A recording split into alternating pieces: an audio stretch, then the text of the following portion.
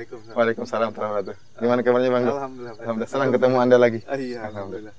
Ustaz, Anda pernah ditanya sama orang, Ustaz, Ya. masalah puasa Syawal, Ustaz. Gimana?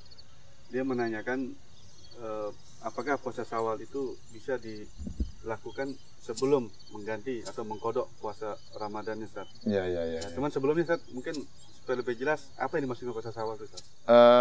Puasa Syawal adalah puasa yang disunahkan oleh Nabi Shallallahu Alaihi Wasallam.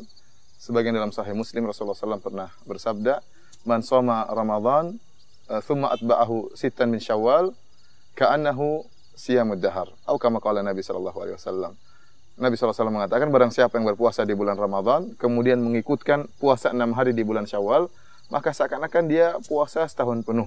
Ya, jadi oleh karenanya puasa Syawal maksudnya puasa 6 hari di bulan Syawal setelah menyelesaikan puasa bulan Ramadan. Dan keutamanya luar biasa tadi, barang siapa yang sudah puasa Ramadan, kemudian puasa 6 hari di bulan Syawal, maka seakan-akan dia puasa setahun penuh. Ini maksud dari puasa Syawal tadi.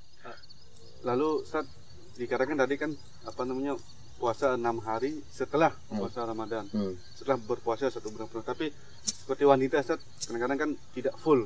Iya. Sering ada halangan. Ada halangannya. Apakah dia harus mengkodok dulu puasanya itu baru puasa 6 hari itu, atau boleh mana dulu? Masalah ini adalah permasalahan diperselisihkan oleh para ulama. Ya, tentunya kita sepakat bahwasanya barang siapa yang puasa di bulan Ramadan sebulan penuh tanpa ada batal sama sekali, kemudian dia puasa 6 hari di bulan Syawal, maka dia telah mendapatkan seperti puasa setahun penuh. Ini kita sepakati. Demikian juga barang siapa yang berpuasa di bulan Ramadan, kemudian dia ada batal beberapa hari, punya hutang.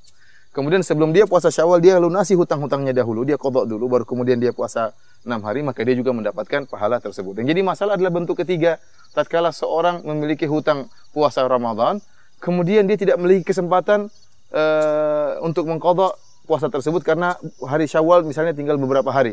Dia sibuk, dia bersafar mungkin di bulan Syawal sehingga dia punya waktu untuk puasa Syawal. Kalau dia kerjakan qadha puasa Ramadan di bulan Syawal, dia tidak bisa puasa Syawal. Apakah dia boleh puasa Syawal dahulu sebelum mengqadha? Ini ada dua pendapat di kalangan para ulama sebagaimana diisyaratkan oleh Syekh bin Baz rahimahullah. Beliau mengatakan ada dua pendapat di kalangan para ulama.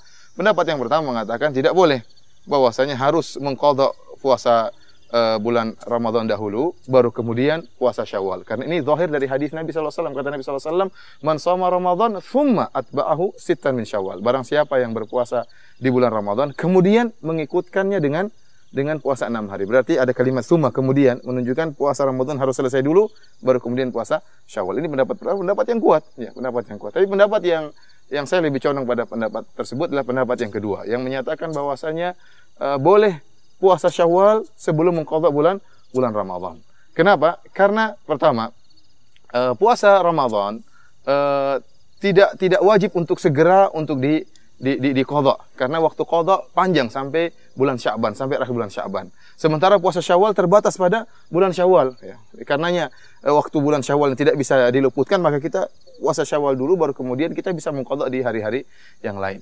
Kemudian yang kedua, dalil yang menunjukkan bahwasanya boleh mendahulukan puasa Syawal daripada mengqadha puasa bulan Ramadan, karena Aisyah radhiyallahu taala anha menyebutkan bahwasanya beliau tidak bisa untuk mengqadha hutang puasa Ramadan beliau kecuali di bulan Sya'ban.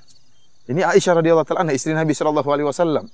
Dan sulit kita bayangkan seorang sahabiah sekelas Aisyah radhiyallahu taala anha akhirnya meninggalkan puasa-puasa sunnah seperti puasa Asyura, seperti puasa Muharram misalnya, atau puasa misalnya puasa Arafah atau puasa Syawal. Kemungkinan besar beliau radhiyallahu taala anha tetap berpuasa puasa-puasa sunnah tersebut dengan tetap mengakhirkan puasa qadha bulan Ramadan. Dan Aisyah tatkala mengakhirkan mengqadha puasa di bulan Sya'ban, ya, karena memang Rasulullah SAW sering berpuasa di bulan Sya'ban. Rasulullah berbanyak puasa di bulan Sya'ban, puasa-puasa sunnah.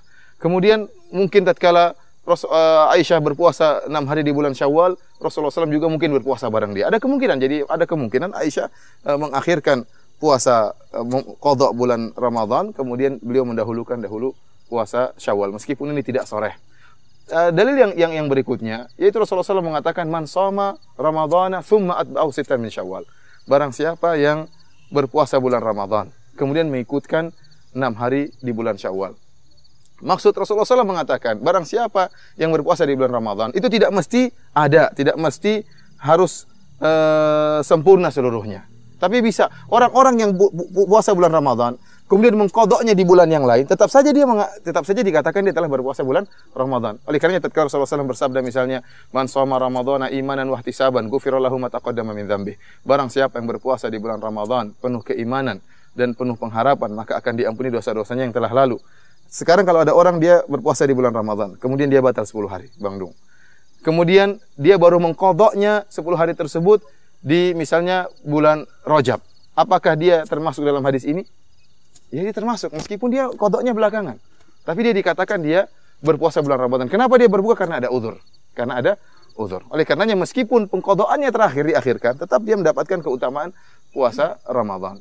Kemudian demikian juga oleh karenanya orang yang berpuasa di bulan Ramadan, kemudian dia berpuasa 6 hari di bulan Syawal, kemudian dia mengqadha' belakangan, tetap saja dikatakan dia telah berpuasa bulan Ramadan dan telah berpuasa Syawal. Kemudian yang terakhir di antara dalil yang menguatkan akan hal ini, yaitu bahwasanya para ulama telah menjelaskan sebagaimana dalam sebagian riwayat dalam hadis bahwasanya fungsi dari 1 bulan di bulan Ramadan dan 6 hari di bulan Syawal adalah untuk menyempurnakan setahun. Jadi kata Rasulullah SAW dalam satu riwayat bahwasanya siyamu Ramadan ka asyrati ashhur.